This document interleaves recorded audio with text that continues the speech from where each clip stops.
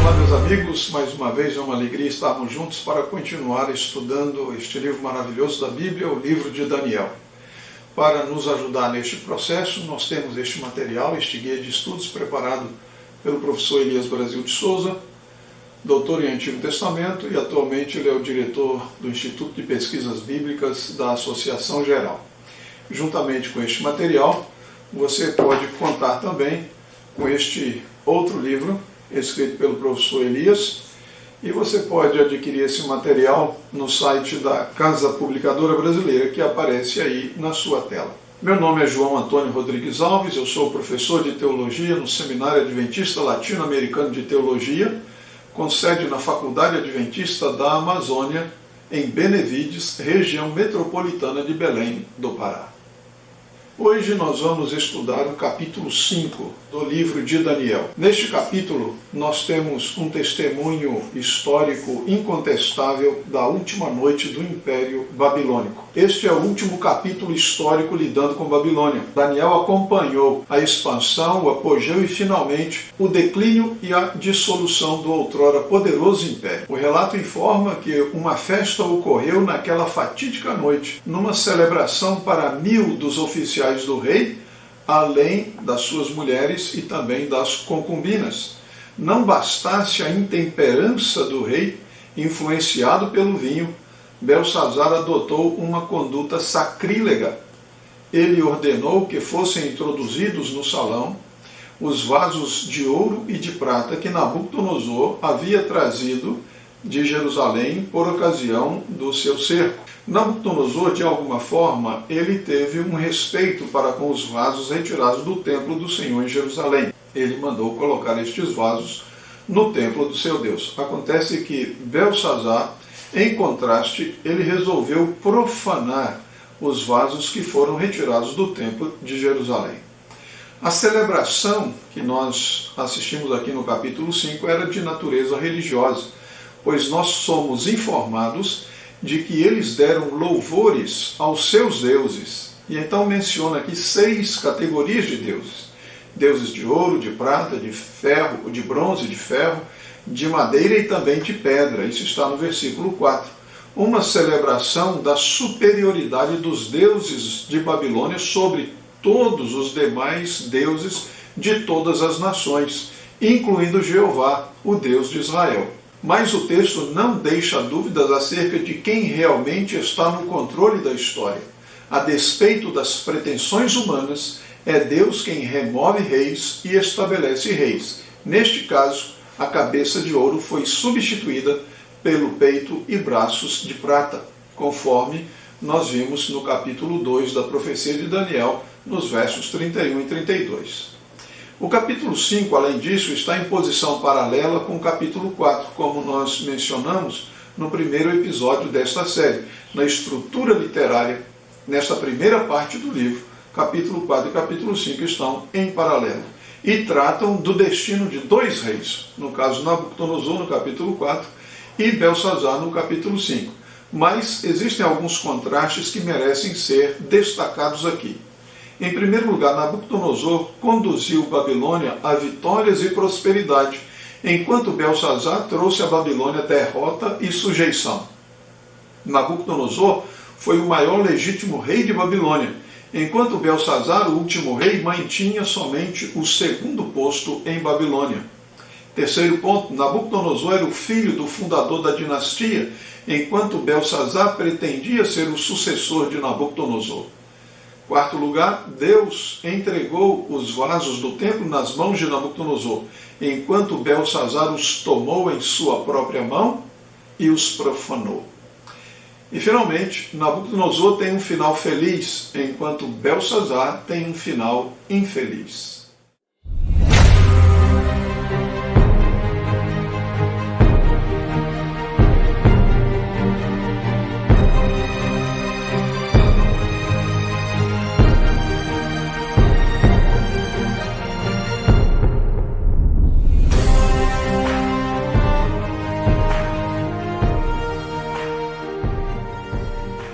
Antes de passar aos detalhes desta profecia, nós vamos fazer uma oração e pedir a bênção de Deus para este estudo. Querido Deus, nosso Pai, obrigado pela revelação da Tua Palavra, e agora que vamos abri-la e refletir no capítulo 5 do livro de Daniel, nós suplicamos a Tua bênção, a presença do Teu Espírito, a iluminação dos céus, para compreender a mensagem que foi dada naquele tempo e como ela se aplica a nós hoje. Oramos em nome de Jesus. Amém. O nosso texto inicia dizendo que o rei Belsazar deu um grande banquete a 1000 dos seus grandes e bebeu vinho na presença dos 1000. Grandes banquetes eram comuns nos tempos antigos. Os reis faziam isso para demonstrar a sua grandeza, a sua prosperidade e também o seu poder. Xenofonte preservou a tradição de que quando Babilônia caiu, houve uma festa em Babilônia, durante a qual toda a Babilônia bebeu e fez algazarra toda a noite. De acordo com alguns descobrimentos arqueológicos, existia um palácio em Babilônia, Palácio do Sul, que tinha um salão com dimensões suficientes para acomodar todos estes convidados. Este salão teria 52 metros por 17 por 18. Então, comprimento, largura e altura, uma coisa realmente grandiosa.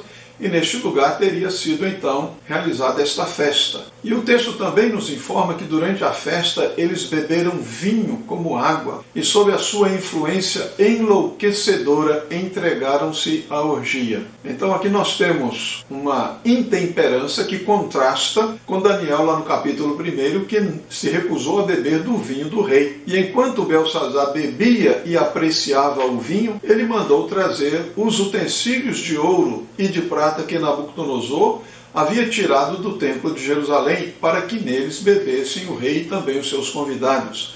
Portanto, nós temos aqui não apenas a intemperança do rei, mas também o pecado da idolatria. Eles beberam vinho e deram louvores aos deuses de ouro, de prata, de bronze, de ferro, de madeira e também de pedra. A teologia babilônica explica este comportamento. O que acontecia na terra tinha o seu correspondente no céu. Os deuses de Babilônia eram superiores a todos os demais deuses, incluindo o Deus de Israel.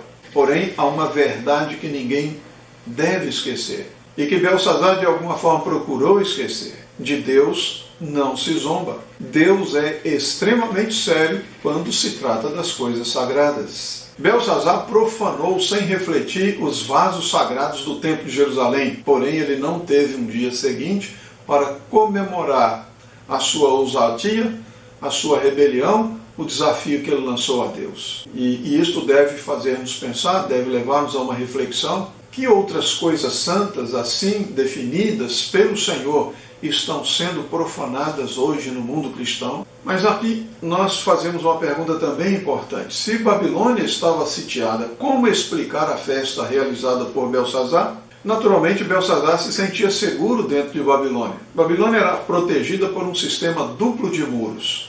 A cidade antiga tinha um muro interno com aproximadamente 3,60 metros de largura, o muro externo com 6,70 metros de largura. A cidade nova, o muro interno teria 7,30 metros de largura e o muro externo quase 8 metros de largura.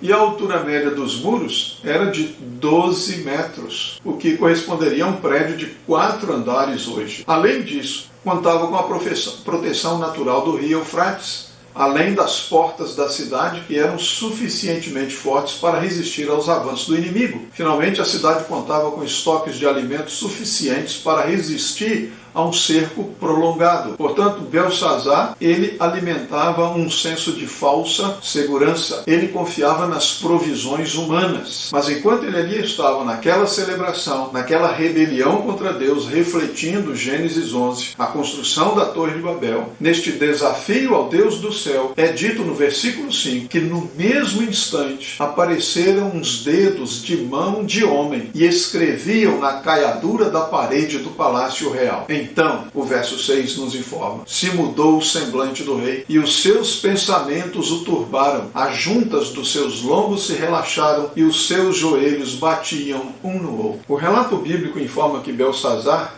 esmagado pela ansiedade após testemunhar esse escrito esotérico, apresentou 4 reações simultâneas: 2 visíveis, externas, palidez e tremor, e 2 invisíveis, internas, medo e relaxamento de suas juntas. Na compreensão de um estudioso, o pânico causado pela visão da escritura na parede levou o rei a perder o controle do esfíncter, e sua incontinência não passaria despercebida.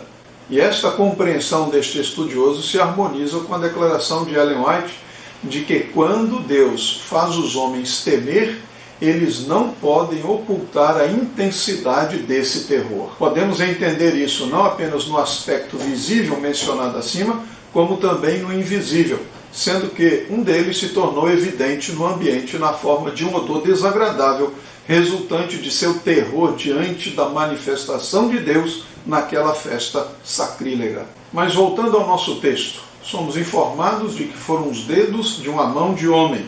Que era aquela mão? Na verdade, no próprio capítulo 5 de Daniel, nós encontramos a resposta. Quando Daniel conversa com o rei Belsazar, ele informa que esta era a mão que sustenta a vida. O que Belsazar percebe como uma ameaça é somente o resultado de seu próprio pecado. A primeira lição que se pode extrair desse episódio é que o crime produz a sua própria punição. Belsazar queria saber o significado das palavras. Quem poderia interpretar aqueles caracteres? Mais uma vez, os sábios do reino são chamados, mas, mais uma vez, nenhum deles foi capaz de interpretar a escritura na parede. E por que não conseguiram explicar a inscrição ao rei Belsazar? Algumas sugestões são dadas pelos estudiosos. A primeira é porque no aramaico não havia, à semelhança de outras línguas antigas, vogais. Então eram apenas consoantes e escritas sem separação, que poderia parecer totalmente sem significado. Ou então poderia estar escrito na vertical. E ainda mais, a inscrição seria um número escrito em cuneiforme que foi traduzido para o aramaico e então interpretado. Na verdade, nenhuma destas ideias parecem ser adequadas. De fato, mais uma vez, aquela situação propiciou uma oportunidade para que Daniel entrasse em cena para dar ao rei a revelação. E por que Daniel foi recomendado? A rainha-mãe entrou em cena para salvar a situação. E ela então recomenda a Belsazar que chame a Daniel e passa então a listar as qualificações de Daniel. No verso 11 ela diz assim: há no teu reino um homem que tem o espírito dos deuses santos. Nos dias de teu pai se achou nele luz e inteligência, e sabedoria como a sabedoria dos deuses. Teu pai, o rei Nabucodonosor, sim, teu pai, o constituiu chefe dos magos, dos encantadores, dos caldeus e dos feiticeiros. Porquanto espírito excelente, conhecimento e inteligência, interpretação de sonhos, declaração de enigmas e solução de casos difíceis se acharam neste Daniel, a quem o rei pusera o nome de Beltesazar. Chame-se, pois, a Daniel, e ele dará a interpretação. Nestas palavras da rainha nós encontramos as qualificações de Daniel. Em primeiro lugar, nós destacamos que nele havia o espírito dos deuses santos e um espírito excelente. Alguns poderiam entender este texto como uma referência ao espírito do Deus Santo. E ela destaca, ainda a rainha destaca que a habilidade de Daniel era um dom de Deus. Além disso, o terceiro aspecto aqui destas qualificações de Daniel é que havia nele luz, que sugere iluminação de Deus, a fonte da luz. Além disso, Daniel também era dotado de inteligência. Indica que Daniel não somente possui intelecto ou talento, mas que também ele sabe usar por dom de Deus. Em quinto lugar, sabedoria, que é outra de suas qualificações, denota em Daniel a intuição sobrenatural de um intérprete de sonhos, uma sabedoria que pertence supremamente a Deus, e que, como um dom de Deus que foi dado a Daniel, destaca o profeta entre os sábios. Conhecimento, que é outra de suas características, de igual forma denota o conhecimento sobrenatural concedido por Deus ao intérprete. Entretanto, apesar de todas as suas qualificações, Daniel não entrou prontamente para decifrar a inscrição na parede. Daniel iniciou com uma acusação contra Belsassar. A razão subjacente para a escrita na parede é o que interessa ao profeta, mais do que a inscrição em si. E então, Daniel fala com o rei Belsassar: tu, Belsassar, que és seu filho, ou seja, filho de Nabucodonosor, não um descendente direto, seria neto de Nabucodonosor, não humilhaste o teu coração, ainda que sabias tudo isso. Isso está lá no verso 22. E o que é que Belsassar sabia?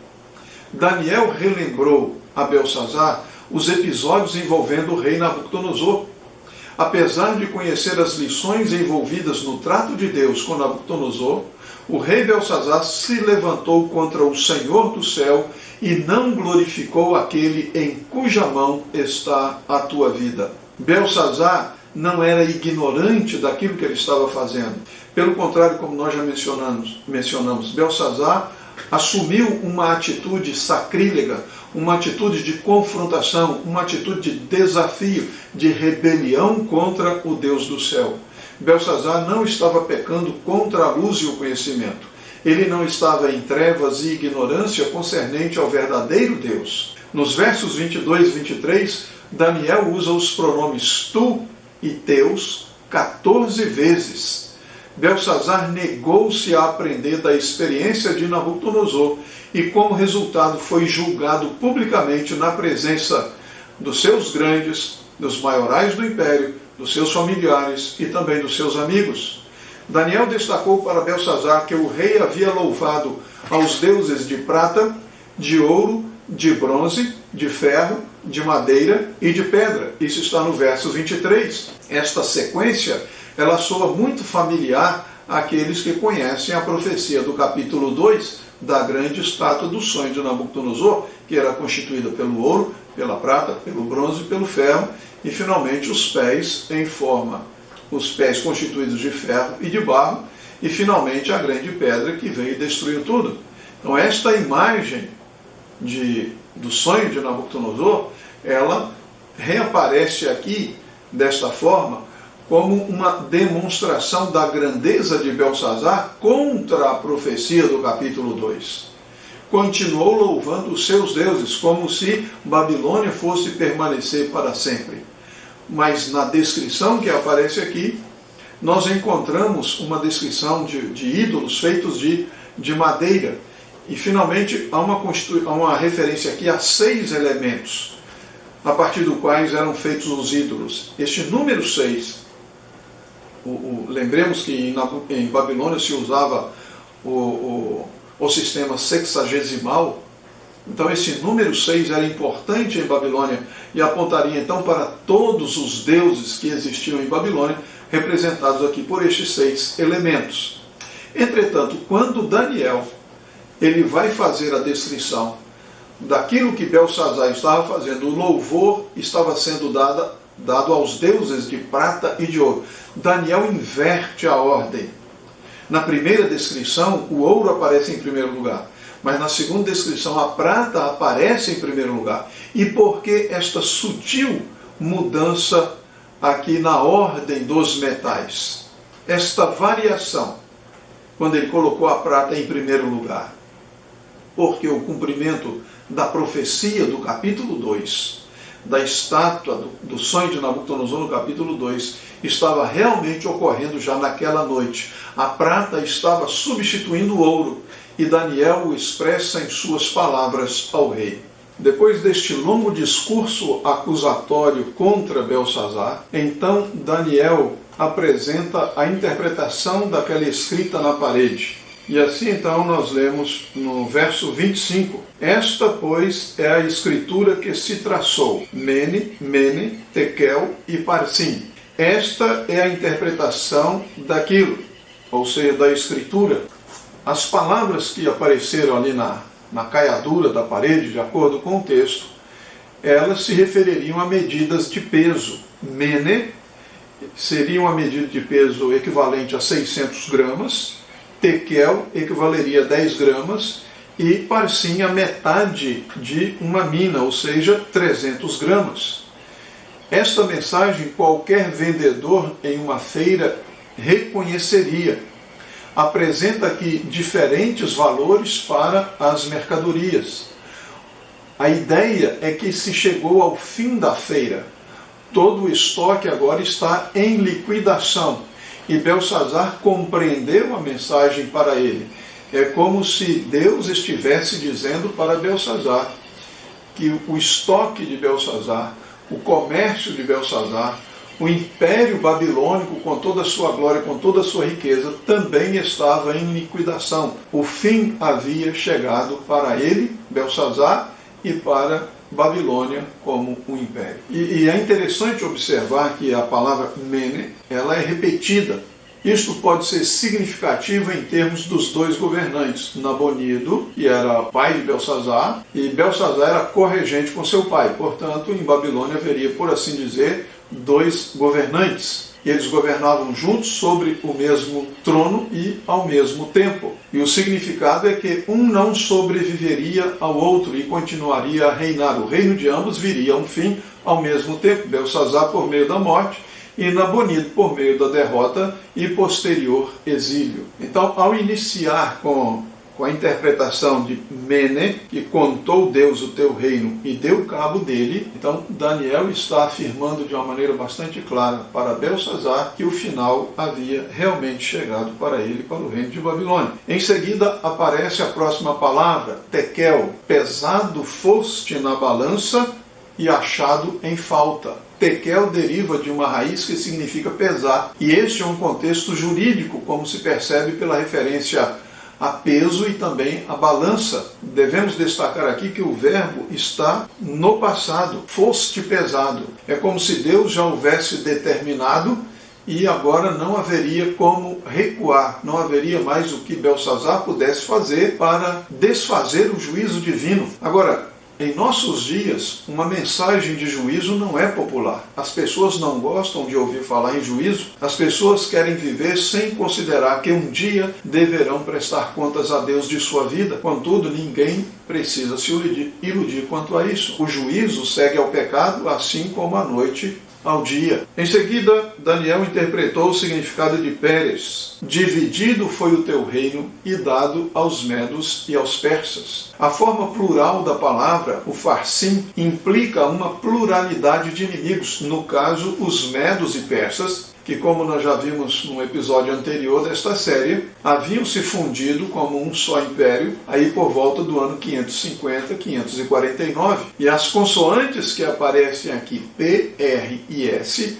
é uma alusão aos persas. Fontes históricas antigas registram que os persas conquistaram a cidade de Babilônia sem uma batalha formal. O cilindro de Ciro declara que Ciro entrou em Babilônia sem encontrar qualquer oposição. A crônica babilônica também afirma que não houve uma batalha pela conquista de Babilônia. De acordo com o historiador grego Heródoto, os persas desviaram o rio Eufrates e então entraram na cidade através do leito do rio, e assim ultrapassaram um intrincado sistema de muralhas fortificadas. De acordo com a crônica babilônica, isto ocorreu no mês de Tishri, e a data foi 16, de 15 para 16, que é o mês em que o rio Eufrates atinge o seu mais baixo nível. Assim eles conseguiram entrar na cidade através do leito do rio. Havia também o obstáculo representado pelos portões da cidade. Como os persas conseguiram passar por eles? A teoria prevalecente é que alguns babilônios, que estavam desgostosos com o governo de Nabonido,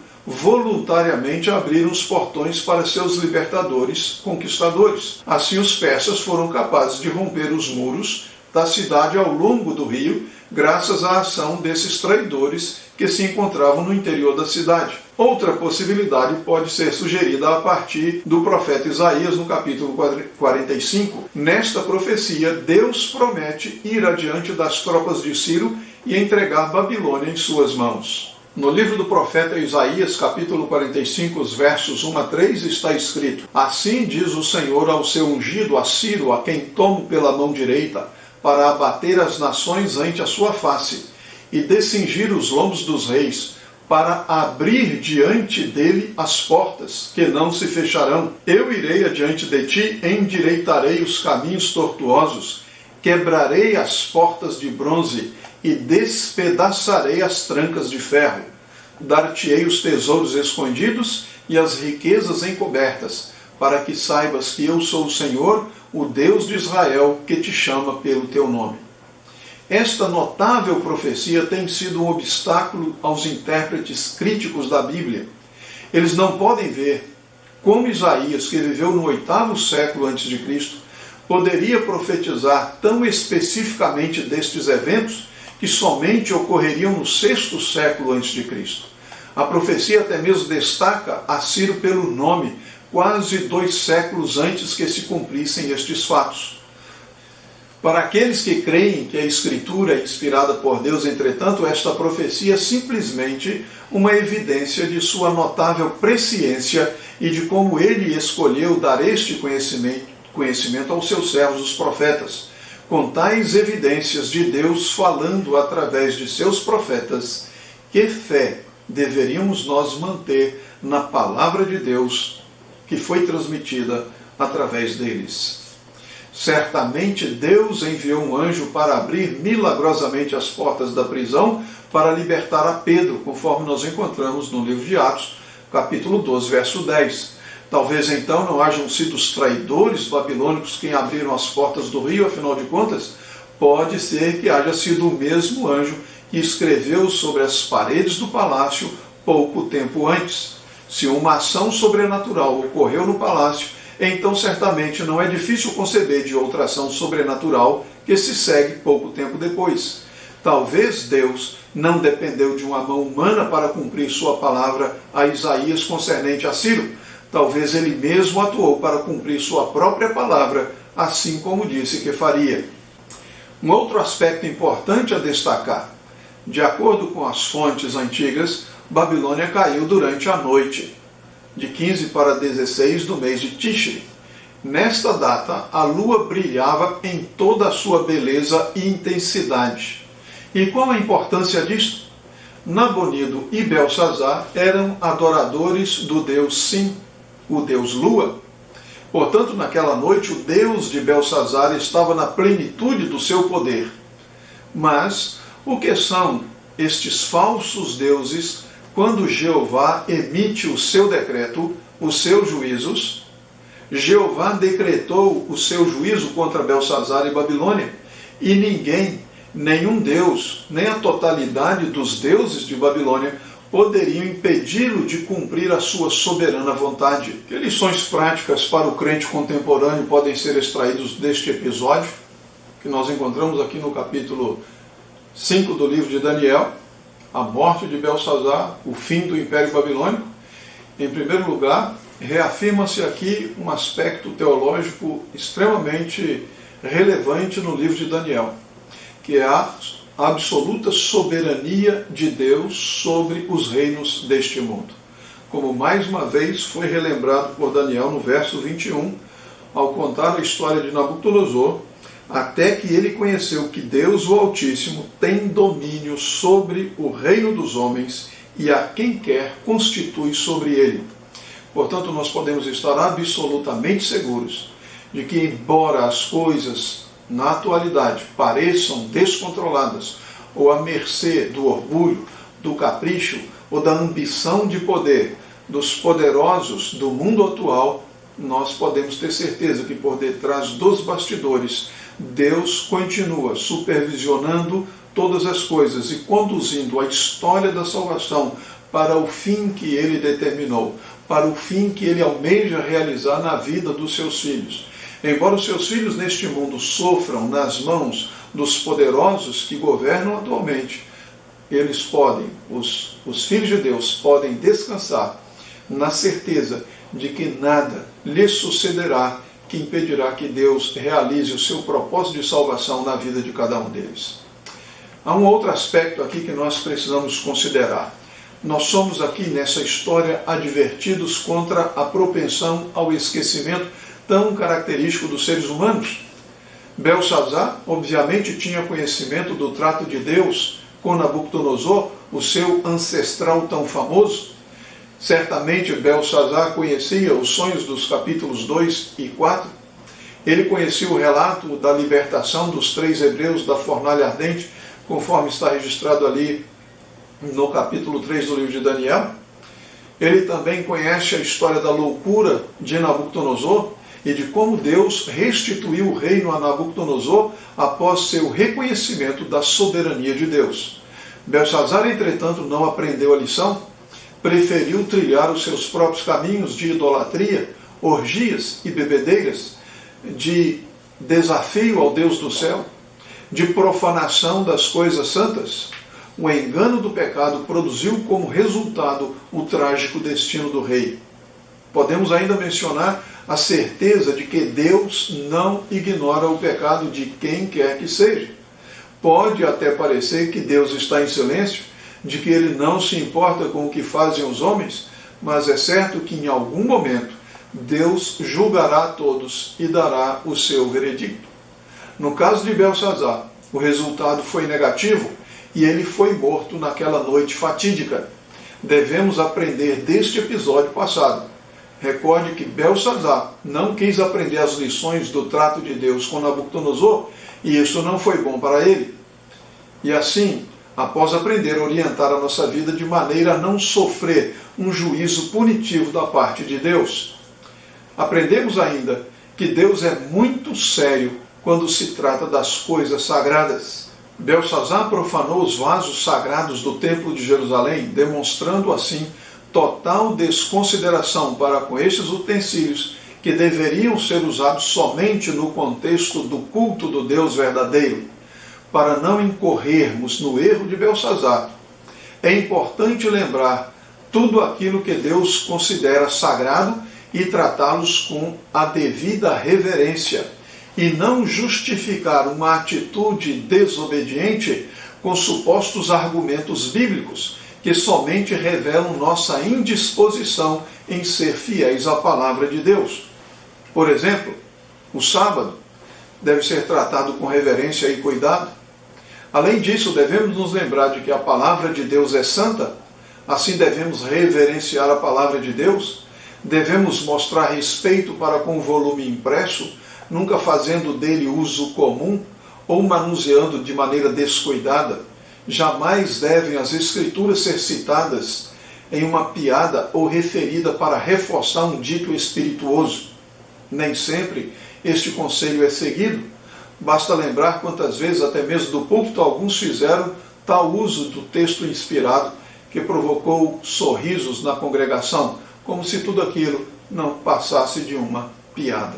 A história de Belsazar nos lembra de que devemos tratar com cuidado as coisas santas.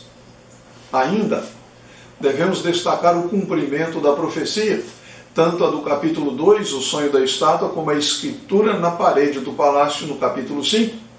Ambas se cumprem na experiência de Belsazar, pois Babilônia foi sucedida pelo Império Medo-Persa, e a interpretação da escritura na parede se cumpriu naquela mesma noite. Portanto, em Belsazar, ambos acontecimentos se cumprem. Finalmente, são dignas de reflexão as palavras de um estudioso do século XX, em um tempo quando as pessoas se conduzem como se o juízo divino sobre suas ações individuais nunca fosse chegar. Houve uma última noite na história de Belsazar. Há uma última noite para todas as coisas e cada indivíduo sobre a terra. Uma última festa, uma última luta, uma última dança, um último filme, um último charuto, um último drink, um último cigarro, um último juramento, uma última ceia, uma última noite.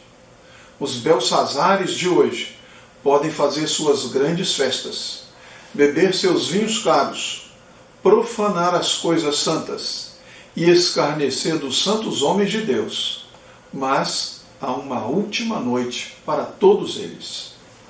O capítulo 5 de Daniel começou em festa e terminou em tragédia para Belsazar. O verso 30 do capítulo 5 de Daniel informa que naquela mesma noite foi morto Belsazar, rei dos caldeus.